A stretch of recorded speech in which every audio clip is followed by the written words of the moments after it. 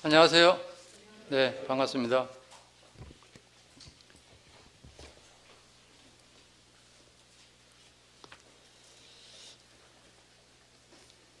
시편 116편 15절 말씀을 읽겠습니다.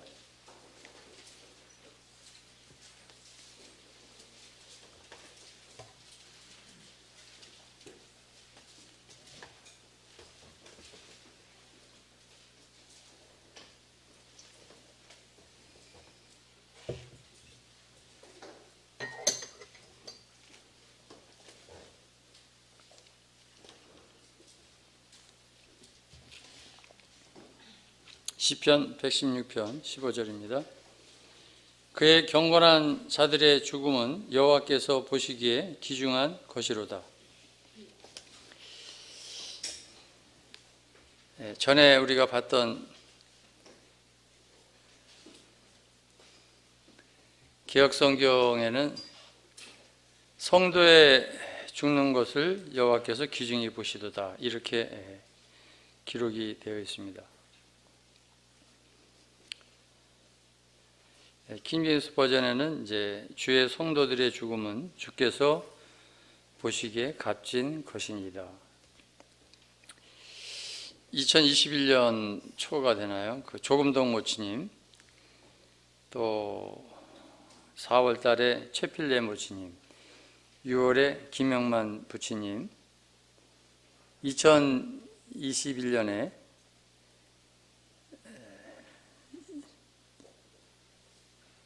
11월에 이제 유기순 모치님, 1월에 올해 이제 황군년 모치님, 3월에 이제 이승만 형제님, 주께서 부르셔서 주님의 안식 가운데 들어갔습니다. 이러한 이제 장례식 때 저희들이 생각되는 말씀이 전에 성도의 죽는 것을 여호와께서 귀중히 보신다. 근데 장례식의 그 내용에 이렇게 보면 전에도 그렇고 앞으로도 아마 그럴 겁니다. 어떤 덕을 위해서, 또 유가족과 거기 모인 분들에게 복음을 전하기 위해서 우리들이 할 수만 있으면 좋은 말로 그 성도의 간증에 대해서 잘 이렇게 표현을 하고 있습니다. 그것이 이제 진실이기를 바라고 또 진실일 수도 있습니다. 근데 이번 이제 이 시편 116편 15절 말씀을 통해서 그의 경건한 자들의 죽음이라고 되어 있어요. 원뜻은 뭐 성도의 죽음은 참 귀한 거죠. 그럼 경건한 성도들은 누군가? 그들의 상급은 다를 것이 아닌가? 똑같은 성도라도 우리의 신분은 뭐 같죠. 그러나 우리의 신분에 맞게끔 우리가 어떠한 삶을 살았느냐에 따라서 참으로 그 죽음이 참 귀하다. 이러한 간증이 이제 있었고 있고 있고 또 앞으로도 있을 것입니다. 그리고 여기에 모인 모든 성도님들이 나중에 이제 이와 같은 말씀을 주님의 안식 가운데 들어갔을 때 우리들의 자녀들이 또 교회 성도들이 이러한 말씀을 읽고 주님 앞에 감사하며 또 우리들의 행실에 대해서 생각을 아마 할 겁니다. 성경에 상급이라는 단어가 창세기 15장에 나오는데요. 처음으로 창세기 15장 1절을 보겠습니다.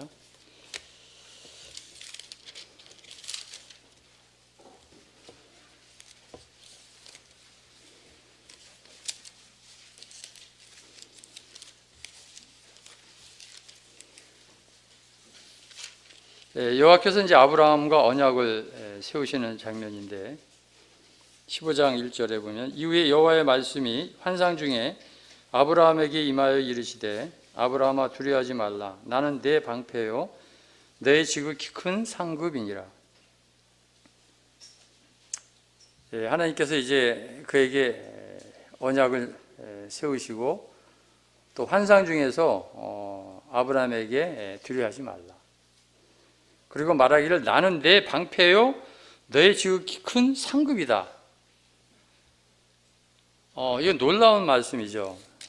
우리가 그리스도 안에 있다는 것 자체 하나만으로도 이거 놀라운 거거든요. 근데 우리의 상급은 여호와 자신이라는 거예요. 그러니까 더 이상 뭐 할 말이 없죠. 하나님 모든 것을 창조하셨는데. 우리가 이제 여기 말씀을 이제 읽다 보면 오늘 제목이 이제 그리스도인의 성도의 상급인데, 이 상급이라는 표현을 보면은 큰 상급이 있고 뭐 그런 표현이 있어요. 그럼 큰 상급이 있으면 상급에는 반드시 작은 상급도 있을 거예요. 그죠?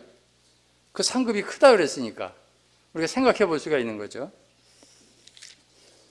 근데 여하튼 우리의 상급이, 그러니까 나는 내 방패라는 것은 여호와가 우리의 보호자가 되시고 우리의 큰 성이 되시고 우리와 함께 한다는 거고, 또 너의 지극히 큰 상급이다. 그러니까 내가 너의 모든 상급이다. 쉽게 말하면 부모가 자식을 바라볼 때 나의 모든 것들은 사랑하는 자녀에게 얘기는 내 것이 다 네 것이다, 이런 것이죠. 참 이거 기가 막힌, 이게 놀라운 것이죠. 참. 이건 뭐 또또복권이 아니라 하루아침에 우리가 예수님 믿고 나서 세상에서 감당할 수 없는 엄청난 귀한 걸 받은 거예요. 이걸 뭐 말로 표현할 수가 없는 거죠. 이거 하나만으로도 우린 기쁘고 감사하고 살아갈 수가 있는 거예요. 모든 것을, 이것을 생각하게 될 때 너무 힘들고 어려울 때 이거 하나만으로도 우리가 믿음으로 하나님 앞에서 벅찬 감사함으로 살아갈 수 있는 것이죠. 근데 이 아브라함에게 하나님께서 하늘에 대한 상급을 줬어요. 첫째는 네가 무자였는데, 자식이 없었는데 내 몸에서 날 자가 내 상속자다. 이건 불가능한 거거든요. 경수가 다 끊어졌는데 아이를 낳을 수 없는 사람인데, 근데 하나님은 죽은 자를 살리시고 없는 것을 있게 하시는 분이잖아요. 능력 있는 분인데 네가 하늘을 봐라. 하늘에 저 묵별과 같이 내 자손이 이와 같으니라.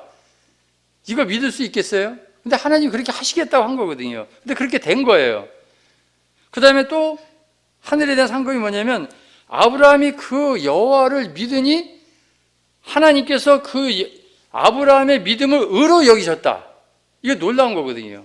우리가 행위로 하나님 앞에 갈 수가 없는데 하나님은 그것을 아브라함같이 단순히 믿었을 때 우리의 어떤 행위를 바라보지 아니고 온전히 우리의 믿음을 가지고 우리에게 의롭다함을 주셨다는 거예요. 그러니까 우리가 이신칭이라고 그러잖아요. 이거 하나만으로도 우리가 신분이 바뀐 거거든요. 우리가 하늘에 속한 사람이고, 이건 대단한 거거든요. 근데 또 놀라운 거는 땅에 대한 축복이 뭐냐면, 이 땅을 내게 주어서, 그 밑에 쭉 나와요. 내 소유를 삼게 하려고 갈대아의 우르에서 우상 숭배했던 그곳에서 특별히 너를 뽑아가지고 이끌어낸 여호와라. 그래서 하나님이 말씀하시기를 뭐 가나안 땅이 아니라 애굽 강에서부터 저기 유프라데까지 모든 땅을 너에게 주겠다고 한 거예요. 하나님께서 이스라엘에게 이렇게 땅에 대한 축복도 주신 거거든요. 히브리서 11장 보겠습니다. 히브리서 11장 믿음의 장이라고 하는데, 우리 일산모임 선도님들이 이 믿음의 장에 이런 족보에 계속 이어나가기를, 또 이어나가고 있다고 저는 믿고 기대하고 소망하고 있습니다.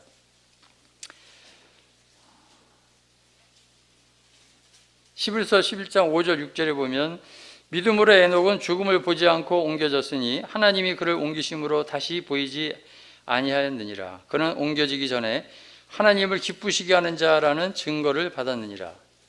믿음이 없이는 하나님을 기쁘시게 하지 못하나니 하나님께 나아가는 자는 반드시 그가 계신 것과 또한 그가 자기를 찾는 자들에게 상 주시는 이심을 믿어야 할지니라. 그 구약에 보면 죽음을 보지 않고 주님의 악에 그냥 간 사람이 에녹이잖아요. 우리도 소망 가운데 지금 기다리고 있잖아요. 우리가 이 땅에서 소망은 죽음을 보지 아니하고, 그냥 주님 오시면 랩처, 휴거돼서 끌어올려서 공중에서 주님을 만나는 거잖아요. 그게 우리의 아마 첫 번째 소원이니까. 그게 안 된다면 그냥 주님 안에서 우리가 잠자다가, 숨이 끊어졌지만 잠자다가 주님의 그 안식 가운데 들어가는 거잖아요. 근데 이 에녹이 이와 같은 이 믿음의 장에 나온 부분은 뭐냐면 하나님을 기쁘시게 하는 자라는 거예요. 하나님을 기쁘게 하는 자. 그러니까 우리의 성도의 목표도 오늘날 곧 주님이 우리를 오신다고 데려오시겠다고 약속했는데 어떻게 하면 하나님께서 기뻐하시는 일을 내가 하는가? 그것을 우리가 몰두해야 되겠죠. 그러니까 로마서 12장 1절에서 항상 그런 말을 하잖아요. 그래서 우리는 하나님을 기쁘게 하는 믿음의 사람들이에요. 우리 이사모님 성도님들은. 그래서 우리는 이 믿음의 장에 나와 있는 하나님의 사람들과 같이 믿음이 없이는 하나님을 기쁘게 하지 못한다 이거예요. 그러니까 믿음이 좋다 나쁘다 뭐 이렇게 표현할 수가 뭐 있을런지 모르겠습니다만, 하여튼 믿음 있는 그 성도들은 자나 깨나 어떻게 하면 하나님을 기쁘게 할 수 있는가, 그걸 생각하는 거예요. 그러면 그것이 뭐냐면 하나님께서 우리에게 상을 주신다는 거예요.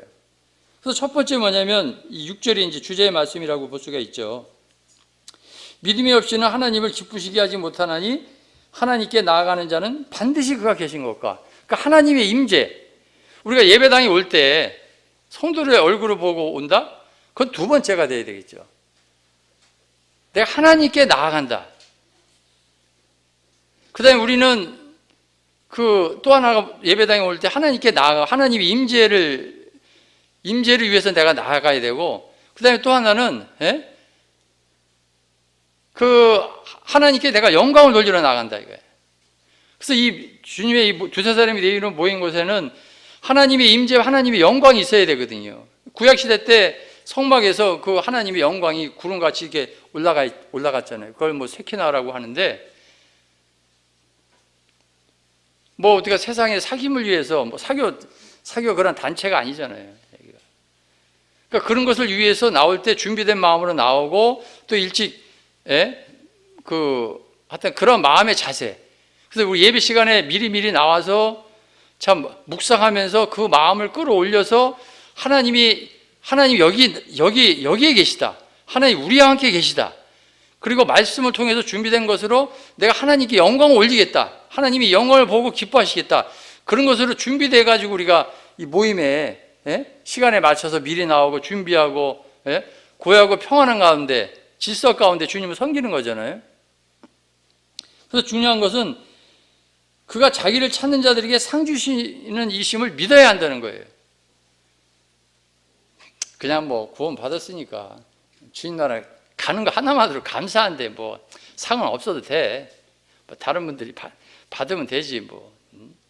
이런 식의 생각을 할 수도 있을지 모르지만 부모 입장은 그게 아니잖아요. 부모는 자식을 낳았을 뿐만이 아니라 자식이 이제나 저제나 잘 되기를 바라잖아요. 그래서 자식을 위해서 평생 그것에 올인하잖아요. 어떻게 하면 도와줄까? 그래서 자기 자신을 희생하잖아요. 하나님께서 우리를 그렇게 보신다는 거예요. 그러니까 자식들은 부모의 칭찬에 의해서, 말 한마디에 의해서 힘을 얻고 더 열심히 공부도 하고 더 열심히 부모에게 순종하고, 그래서 서로를 기쁘게 할 때 참 감사가 되는 거죠. 근데 여기 이제 히브리서 11장 이 믿음의 장에 아브라함이 두 번이나 나오는데 그의 조카 롯은 언급조차도 없어요. 롯은 사실 아브라함은 하나님의 말씀을 따라갔지만 롯은 뭐를 따라갔어요? 돈을 따라간 거예요. 육신의 정욕, 안목의 정욕, 이생의 자랑. 그래서 베드로후서 2장 7절에 보면 무법한 자들의 음란한 행실로 말미암아 고통당하는 의로운 롯을 건지셨으니, 그러니까 베드로후서에 보면은 이 아브라함의 조카 롯을 의로운 롯이라고 그랬어요. 그 구원받은 성도가 맞죠. 근데 창세기 19장 14절에 보면 그 소돔과 고모라 성, 이 성을 멸하실 터이니 너희는 일어나 이곳에서 떠나라. 근데 어떻게 했어요? 사이들은 농담으로 여겼더라. 그 장인의 말을 농담으로 여기는 거예요. 그러니까 말에 힘이 없어요. 능력이 없어요. 간증이 안 되는 거예요. 왜냐하면 또 문화 자체가 그러니까. 그 시대에 편성해서 살고 있으니까. 그래서 소돔과 고모라를 물바다로 멸하실 때 그냥 지체하는 거야. 머뭇머뭇거리는 거야. 결단을 못하는 거예요. 이제나 저제나 세월이 흘러도 예수님께서 예루살렘으로 올라가기로 굳게 결심한 것처럼 학사 에스라가 내가 하나님의 말씀을 연구해서 백성들을 가르치겠다 이렇게 결단한 것처럼 의제에 이런 결단이 없는 거예요. 머뭇머뭇거리는 거예요. 이제나 저제나. 잡아 끌면 오고 놓으면 다시 제자리로 가고. 그러니까 그런 분들은 계속 그 자리에서 머무는 거예요. 너무 안타까운 거예요. 그래서 어떻게 했습니까? 롯이 그 천사들이 롯을 붙잡아가지고 이끌어낸 거예요. 아마 그 이끌어내지 않았으면 롯이 거기서 불바다 됐는지도 몰라요. 그러니까 간신히 불 속에서 구원받는 거, 불 가운데서 구원받는 그런 그리스도인이 된 거예요. 일산 모이면 그런 성도들이 하나도 없기를 바라는 마음이 있는데 항상 그 가장자리, 뒤처진 자들 너무나 안타깝고 참 아쉽고 우리가 함께 그분들을 위해서 섬기고 이렇게 해야 되겠죠. 결과는 그 딸들이 그런 문화 속에 있으니까, 음란한 문화 속에 있으니까 나중에 어떻게 했어요? 아버지한테 술을 먹이고 그냥 그 결혼해가지고 어떻게 해요? 모압과 암몬이라는 족속을, 그런 족속이 그런 조상이 된 거예요. 간증이 흐린 거죠. 우리가 이제 이스라엘의 역사를 보면 뭐 아시는 대로 이제 단일왕국, 분열왕국이 있는데 그 하나님이 원치 않는 왕을 세워달라고 해서 사울 왕을 세웠잖아요. 그 다음에 이제 다윗 왕이 있고 솔로몬 왕이 있는데 사울 왕과 다윗 왕이 보면 이제 서로 나중에 이제 그 적이 되고 싸우고 이렇게 하잖아요. 그래서 사울 왕을 보면 하나님께서 그 왕을 세운 것을 후회했다고 그래요. 그러니까 모임에서 신앙생활 잘 못하면 그러잖아요. 침노를 너무 일찍 준 것 같아.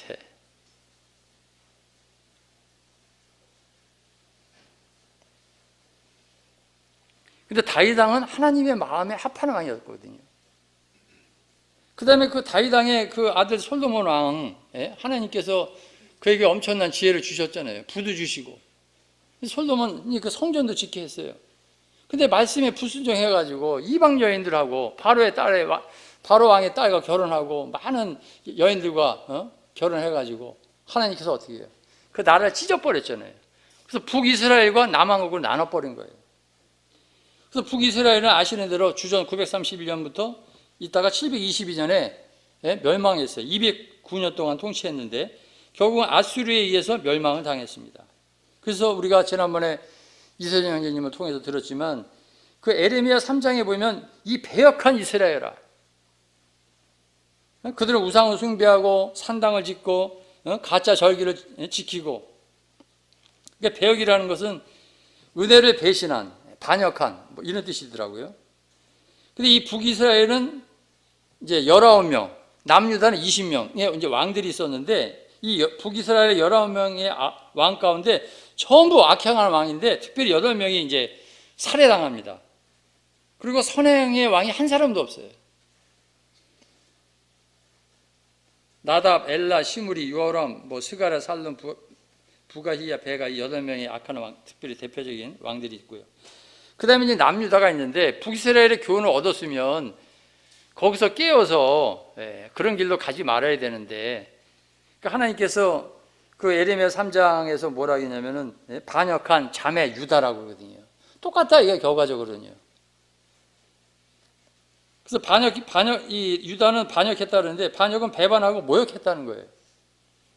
그래서 남유다는 931년부터 586년, 결국은 이제 345년을 통치했는데 아시는 대로 바벨론의 포로로 잡혀갔다가 586년에 멸망을 당했습니다.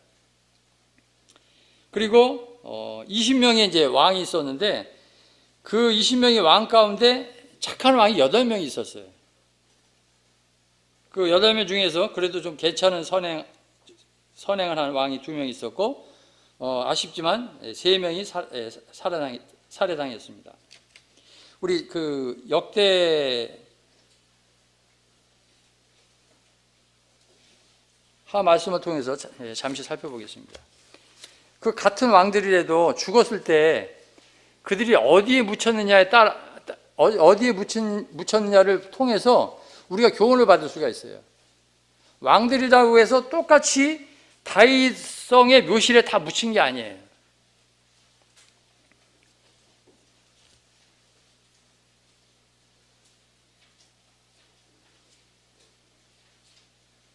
역대하 21장 20절을 보겠습니다.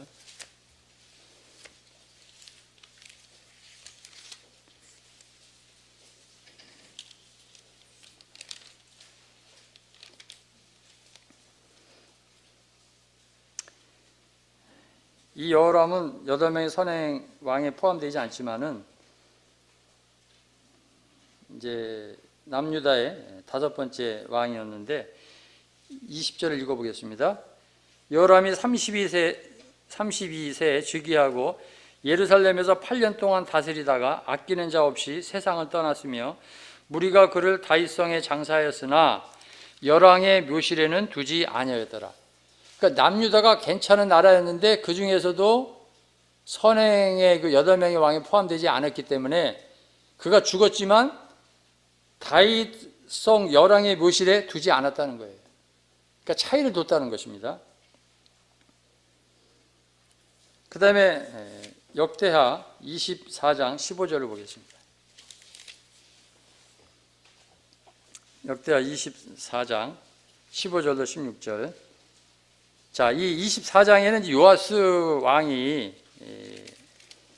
그 생애가 나오는데 가장 어린 나이에 극적으로 하나님께서 이 유다 왕들을 이제 죽이는 가운데서 이 제사장 여호야다를 통해서 또 그의 고모를 통해서 이제 극적으로 왕이 이제 등극하는 아주 재미있는 장면이 나오는데, 그럼에도 불구하고 오히려 이 요아스 왕보다는 이 요아스 왕을 올바른 하나님 말씀에서 왕으로서 섬길 수 있도록 했던 이 제사장 여호야다가 오히려 왕들이 들어가지는 이런 다윗성 묘실에 들어갔다는 거예요.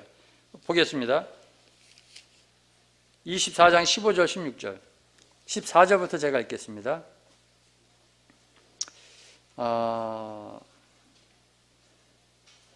1절 2절 먼저 읽겠습니다. 요아스가 왕이 오를 때 나이가 7세라 예루살렘에서 40년 동안 다스리니라.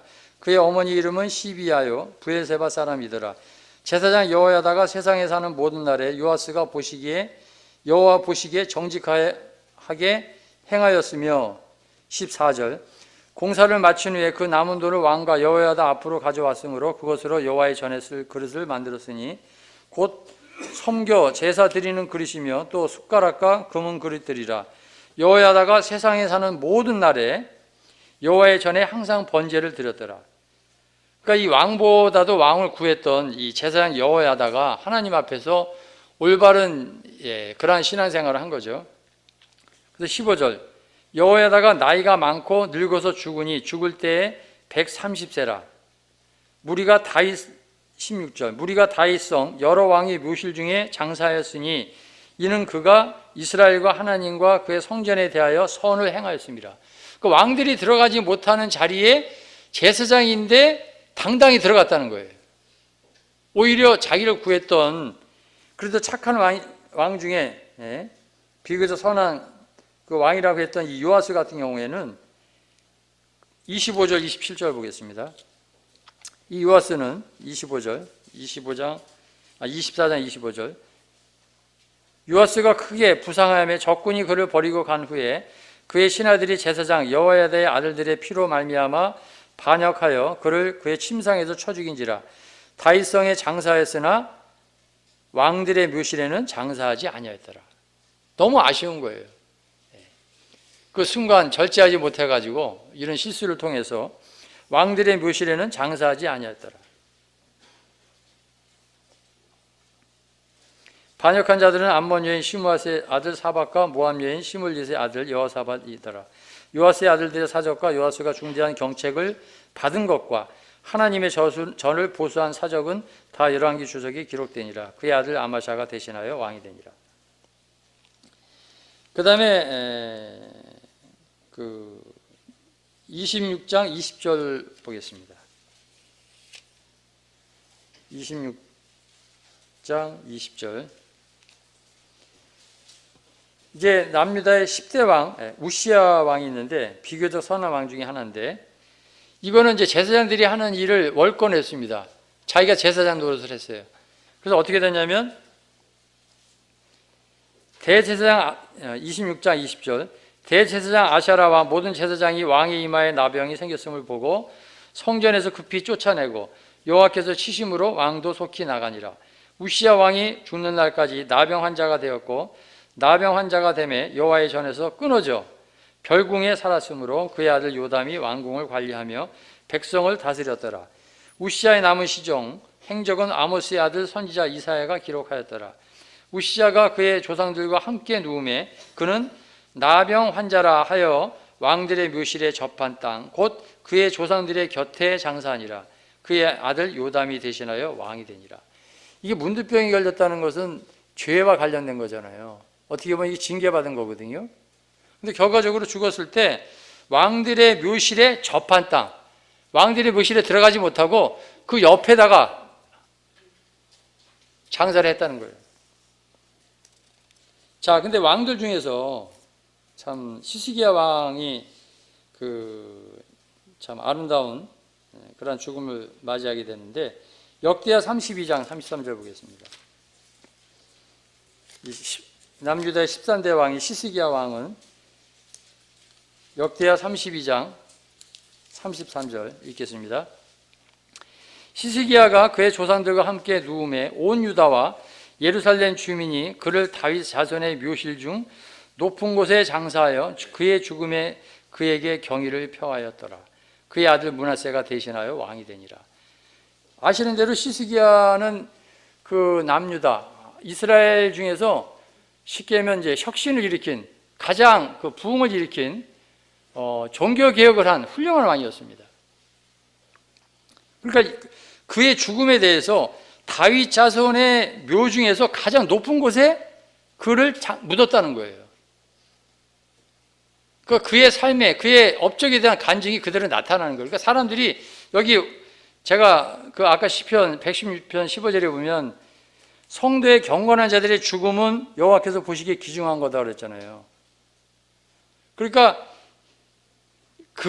이 시스기야의 죽음에 그에게 경의를 표했더라. 높은 곳에 장사했다. 차이가 나는 것을 보게 됩니다. 그래서 우리가 어떤 성도의 죽음에 대해서 참으로 애통하고 참 경외심을 갖고 아쉬워하고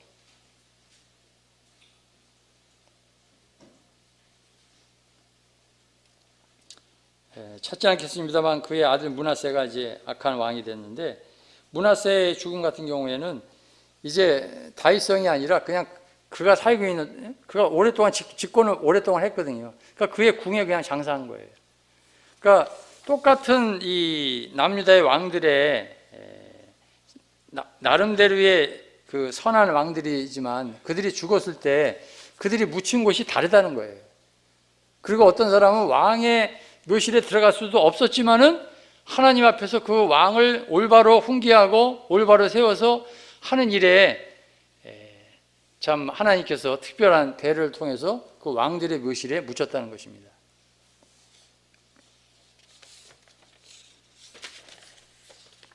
신약에 와서 마태복음 16장 27절을 보겠습니다.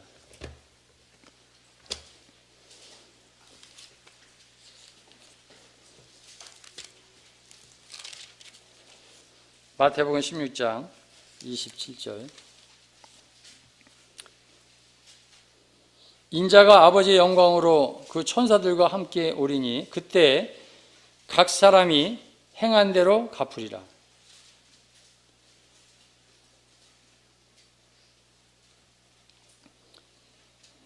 인자가 아버지의 영광으로 그 천사들과 함께 오리니.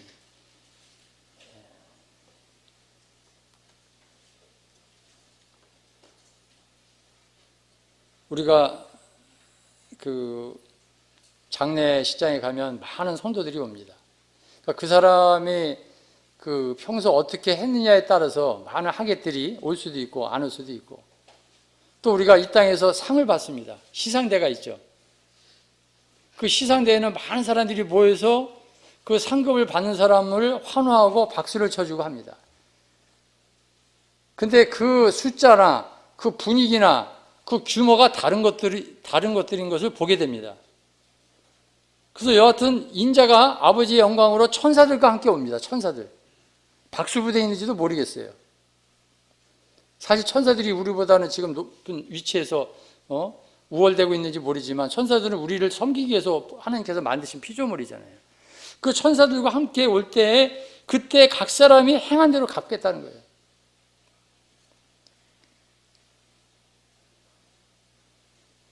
사도행전 5장을 보면요, 그 아나니아 삽비라가 나옵니다. 사도들이 그 바나바가 이제 본이 되니까 집 팔고 땅 팔고 이렇게 해가지고 그 사도들이 막 이렇게 주님 앞에 드립니다. 그러니까 자기도 해보겠다고 부부가 오케이 했는데, 하다 보니까 그래도 좀 챙겨야 되지 않느냐. 그래가지고 처음에 드리겠다고 한 거에 대해서 제대로 하지 않으니까, 그것은 어떻게 보면 초대교회 때 성령을 속이고 하나님을 속이면 안 되거든요. 지금 교회가 시작이 되는데. 그러니까 하나님께서 그를 다루셔서 아나니아 삽비라 부부를 순서대로 그냥 죽여버리잖아요. 하나님께서. 간증이 안 되니까. 근데 그 사람도 구원받은 사람 성도들이잖아요. 헌신했잖아요. 근데 너무나 안타까운 거예요.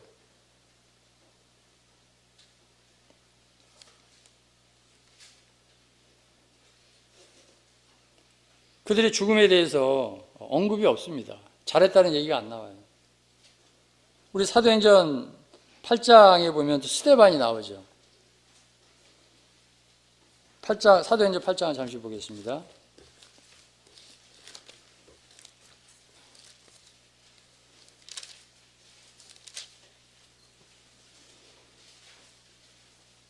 (8장) 1절. 사울은 그가 죽음 당함을 마땅히 여기더라. 그날에 예루살렘에 있는 교회에 큰 박해가 있어 사도 외에는 다 유대와 사마리아 모든 땅으로 흩어지니라. 2절. 경건한 사람들이 스데반을 장사하고 위하여 크게 울더라. 경건한 사람들이 나오죠. 그러니까 신실한 성도의 죽음을 보고, 경건한 성도들의 죽음을 보고 안타까워하는 거예요.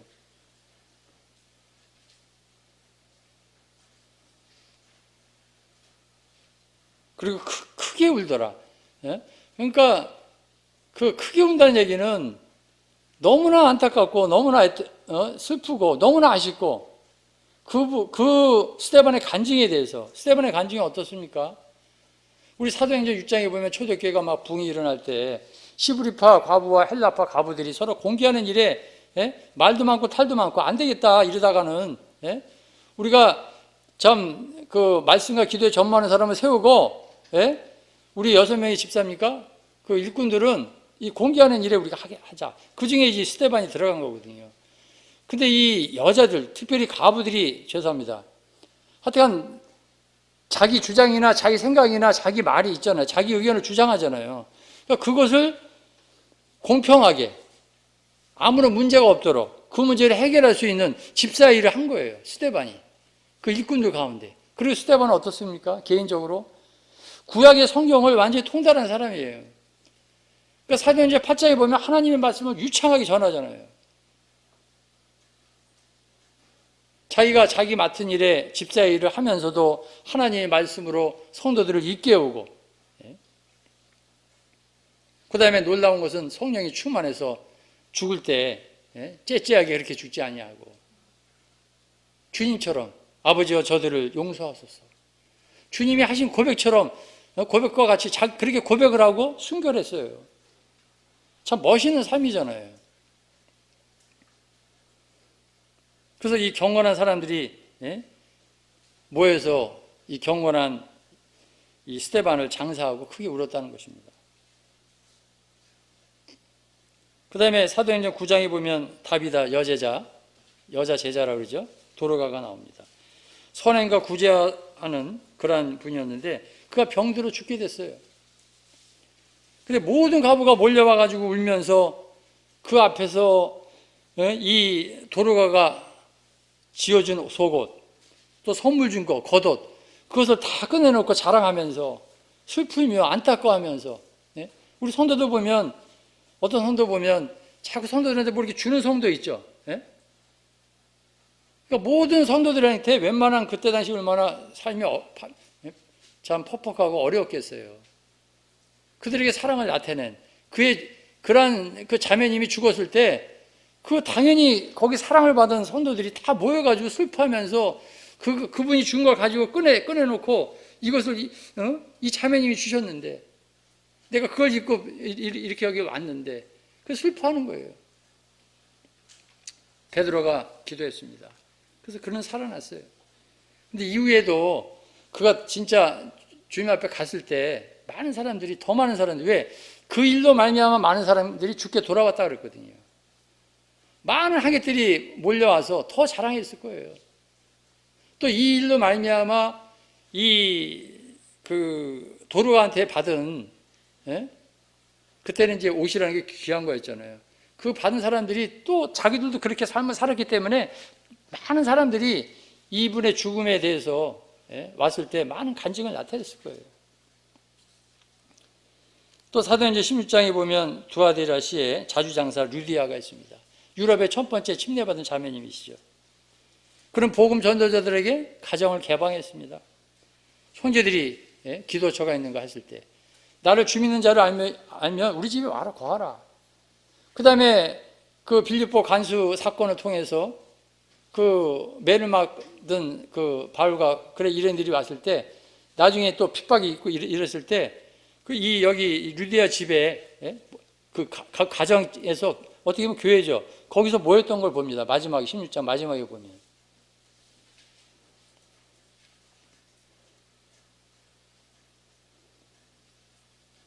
마태복음 10장 40절로 42절에 보면 이런 말씀이 있어요. 너희를 영접하는 자는 나를 영접하는 것이요 나를 영접하는 자는 나를 보내신 이를 영접하는 것이라. 선지자의 이름으로 선지자를 영접하는 자는 선지자의 상을 받을 것이요 의인의 이름으로 의인을 영접하는 자는 의인의 상을 받을 것이요 또 누구든지 제자의 이름으로 이 작은 자 중에 하나에게 냉수 한 그릇이라도 주는 자는 내가 진실로 너에게 이르노니 그 사람이 결단코 상을 잃지 아니하리라. 저는 오늘 여기 이 강대상에 어느 분이 이 냉수 한 그릇을 갖다 놓는지 저는 모릅니다. 저는 이것만을 얘기하는 것이 아니에요. 우리들의 성들의 삶 가운데 교회 생활에서 아니면 우리 믿지 않는 사람들과의 관계만을 얘기하는 게 아니에요. 불신자이건 그가 악한 자이건 나와 상관이 없는 사람이건 나그네건 지나가다가 우리가 냉상으로 준 것도 하나님께서 결코 잊지 않겠다고 한 것입니다.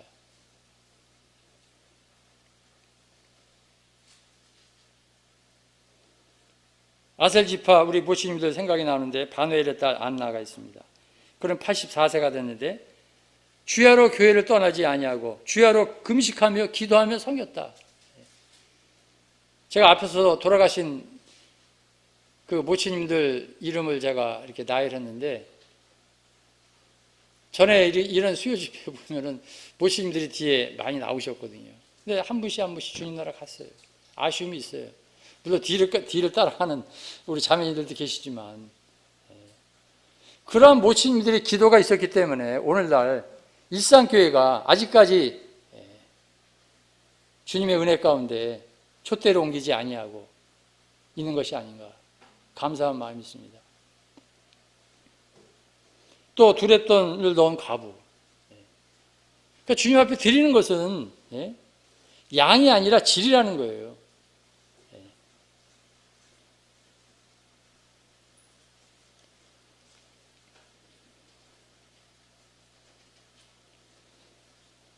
근데 고린도전서 5장에 보면 그 아버지의 아내를 취한 자가 나옵니다. 이 부끄러운 거 세상에서도 있을 수 없는 일인데 그는 어떻게 됐어요? 육신은 멸하고 영은 주 예수의 날에 구원을 받게 하랍니다. 부끄러운 거예요. 물론 그런 구원을 받았기 때문에 영은 주 예수의 날에 구원을 받게 한다, 이런 말씀이 있죠. 부끄러운 구원을 받는 것이죠. 또 으뜸되기를 좋아하는 요한 3서 9절로 12절에 보면 디오드레베가 있고 데메드리오가 있는데, 이 디오드레베는 그 참 악한 말로 비방하고 또 형제들을 맞아들이지도 아니하고 맞아들이고자 하는 자를 금하여 교회에서 내쫓고, 그래서 주님이 악한 것을 본받지 말라, 선한 것을 본받으라. 선을 행하는 자는 하나님께 속하고 악을 행하는 자는 하나님을 배웁지 못하였느니라. 악을 행하는 자는 하나님을 배웁지 못했다 그러는데, 진짜 이 디오드레베가 구원을 받은 사람인지 의심이 될 정도로. 그러니까 모임에는 이런 분들이 있어서는 안 되고, 또 이러한 일이 순간순간 우리가 일어날 수가 있는데 이러면 안 되거든요. 그리고 데메드리오는 뭇사람에게도 진리에게서도 증거를 받았으며 우리도 증언하노니 너는 우리의 증언이 참된 줄을 아느니라, 이런 말씀이 있습니다. 사무엘하 23장 우리가 지난번에 저희가 이제 끝냈는데, 거기 다윗의 용사들의 명단이 나오잖아요. 첫째 3인이 나옵니다. 그 다음에 둘째 3인이 나옵니다. 뭐 우문물 떠온. 그 다음에 30인의 명단이 나옵니다. 다윗이 이것을 왜 이렇게 순서대로 구별해서 기록이 됐을까? 차이가 있는 것입니다. 일산 모임의 첫째 3인은 누굽니까? 일산 모임의 두 번째 3인은 누구라고 생각합니까? 또 30인의 명단이 나오는데 일산 모임의 30인은 누구입니까? 저는 이 30인은 적어도 금요일날 기도 집회 때 나오는 성도들이 아닌가.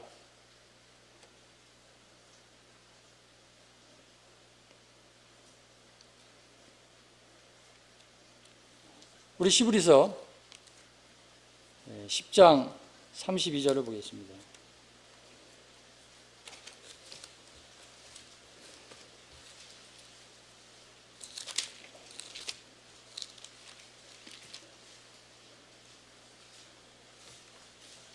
시브리서 10장 32절로 39절. 전날에 너희가 빚을 받은 후에 고난의 큰 싸움을 견뎌낸 것을 생각하라. 혹은 비방과 환난으로서 사람에게 구경거리가 되고 혹은 이런 형편에 있는 자들과 사귀는 자가 되었으니 너희가 갇힌 자를 동정하고 너희 소유를 빼앗기는 것도 기쁘게 당한 것은 더 낫고 영구한 소유가 있는 줄 압니다. 그러므로 너희 담대함을 버리지 말라. 이것이 큰 상을 얻게 하느니라. 너희가 인내가 필요하면 너희가 하나님의 뜻을 행한 후에 약속하신 것을 받기 위함이라. 잠시 잠깐 오면 오실 이가 오시리니 지체하지 아니하리라. 나의 의인은 믿음으로 말미암아 살리라. 또한 뒤로 물러가면 내 마음이 그를 기뻐하지 아니하리라 하셨느니라. 우리는 뒤로 물러가 멸망한 자가 아니요 오직 영혼을 구원함에 이르는 믿음을 가진 자니라. 여기 이제 35절에 너희 담대함을 버리지 말라. 큰 상을 얻는다. 큰 상이 있으면 작은 상이 있지 않겠어요?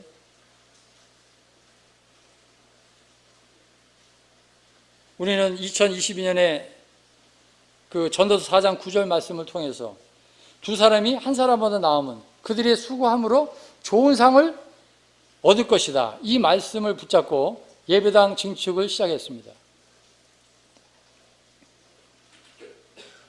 코로나로 어려운 시기에 기회를 살려서 성도들의 헌신으로 또 성도들이 이 상을 위해서 하나 돼서 모두 열심히 주님께 드렸습니다.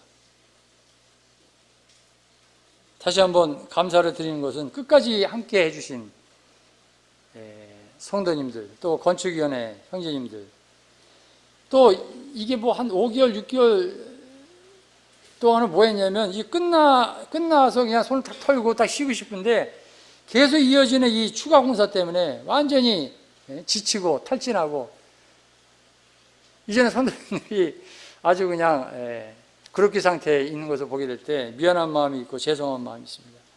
그러나 어떤 선생님들은 그 일을 마무리하기 위해서 책임감 때문에 생업을 포기하고 자기 육체를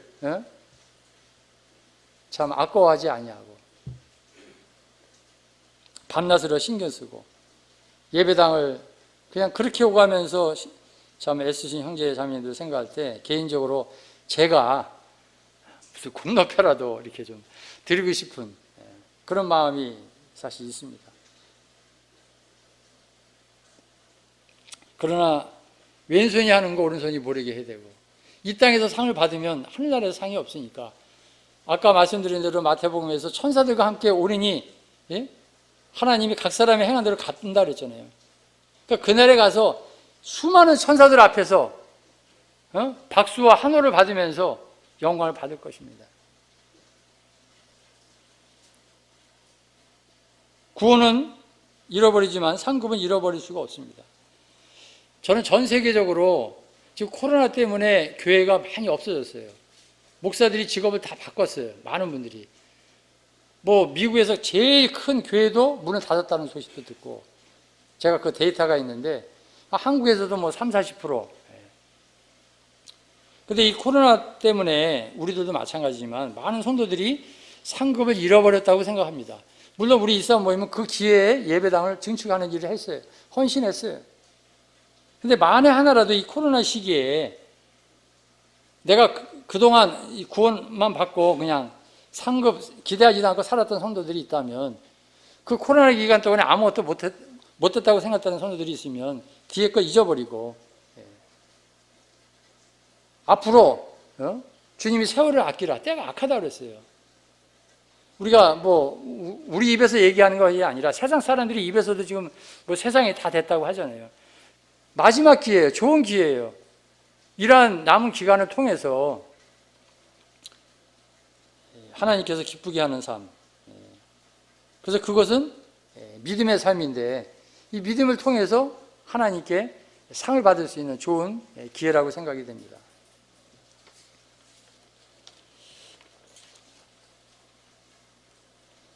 누가복음 14장 12절에 이런 말씀이 있습니다. 또 자기를 청한 자에게 이르시되 내가 점심이나 저녁이나 베풀거든 벗이나 형제나 친척이나 부한 이웃을 청하지 말라. 두렵건대 그 사람들이 너를 도로 청하여 내게 가품이 될까 하노라.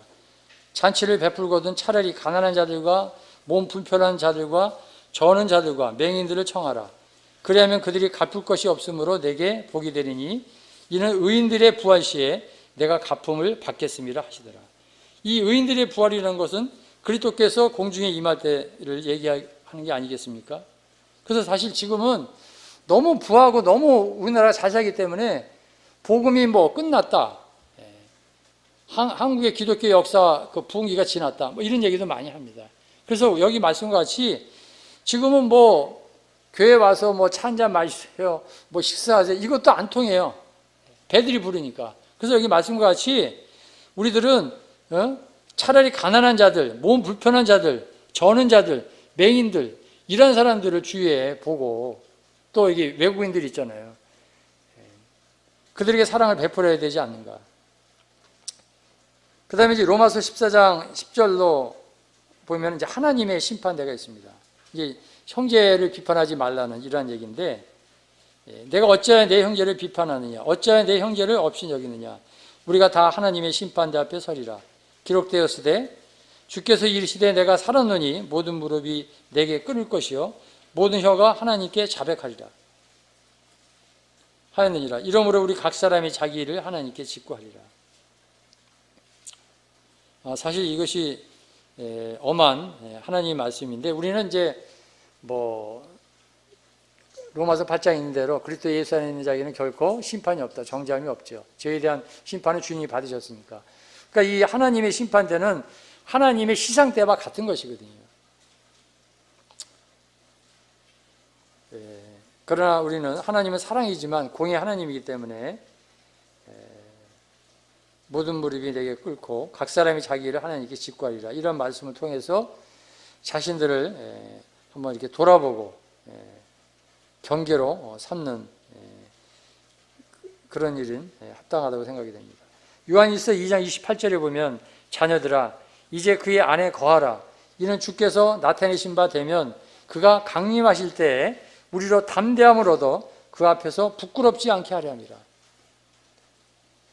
뭐 주일학교에 찬송가에 부르면 뭐 찬송가에 그런 거 있잖아요. 예? 뭐 부끄러움 뭐 버리고 뭐 그런 말씀 있잖아요. 예? 찬송가 생각이 나는데 우리 성도들이 하나님 앞에서 부끄럽지 않게 되기를 바라는 마음이 있습니다. 고린도전서 3장 10절을 읽겠습니다. 고린도전서 3장.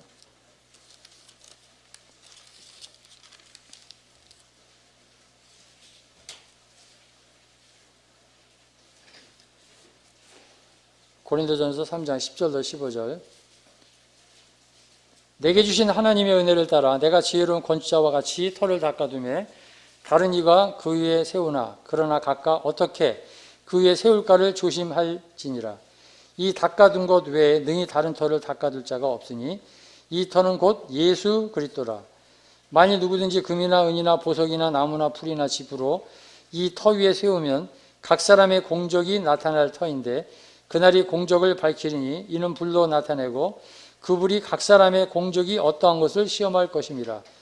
만일 누구든지 그 위에 세운 공적이 그대로 있으면 상을 받고 누구든지 그 공적이 불타면 해를 받으리니 그러나 자신은 구원을 받되 불 가운데서 받은 것 같으리라.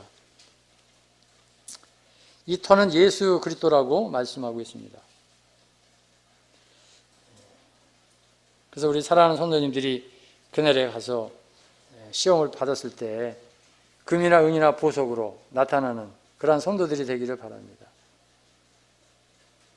기대를 했는데 금메달이라고 틀림없이 기대를 했는데 그 올림픽 그 예선을 통과해서 본선까지 올라갔는데 본선에서 시합도 해보지 않고 그냥 실격해가지고 온 성도들 보면 그 4년 동안 공두탑이 무너지잖아요. 너무 안타깝잖아요. 우리 성도들이 그런 아쉬움이 있으면 안 되지 않겠습니다. 안 되죠. 또 그런 부끄러움이 있으면 안 되겠잖아요.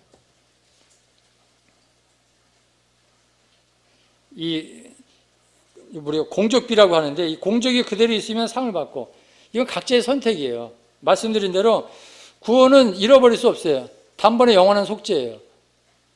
그러나 이 상급은 잃어버릴 수가 있어요. 제가 아까 코로나 얘기했지만 그동안 아주 좋았는데 코로나 그거를 우리 자신이 망가지는 거 보셨죠? 저만 그랬는지 모르겠어요. 아무것도 할 수 없더라고요. 완전히 바보가 되더라고요. 어떻게 할 바를 모르겠어요. 말씀을 담대히 못 전하겠더라고요.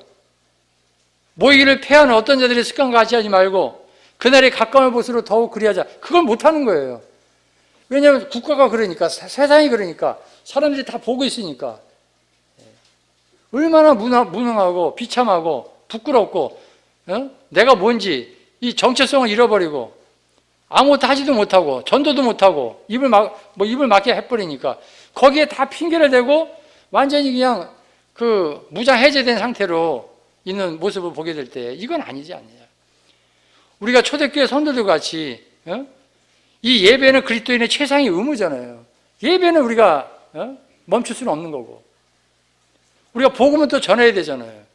그런 일들 우리가 담대하지 하지 못한 것에 대해서 그동안 해왔던 모든 것들이 공유로 테스트를 해보니까 완전히 불로 태워져 가지고 나무나 집이나 불로 없는 거예요. 없어. 우리에게 주님께서 긍휼을 베풀어서 이 코로나가 지금 이제 수그러들고 있는데 다시 새롭게 주님 앞에서 성경에 이 상급에 대해서 5가지가 나옵니다. 시간 관계상 다 말씀드리지 않겠습니다만 기쁨의 면류관, 의의 면류관, 생명의 면류관, 영광의 면류관, 썩지 않는 면류관이 있어요. 적어도 일산 모임에서 3관왕이 나오기를 바랍니다. 아니 2관왕, 적어도 각각 금메달 하나씩 받는 그러한 일산 모임 성도들이 되기를 바랍니다. 이사야 62장 1절로 12절 읽어보겠습니다. 시간을 5분만 더 쓰겠습니다. 이사야 62장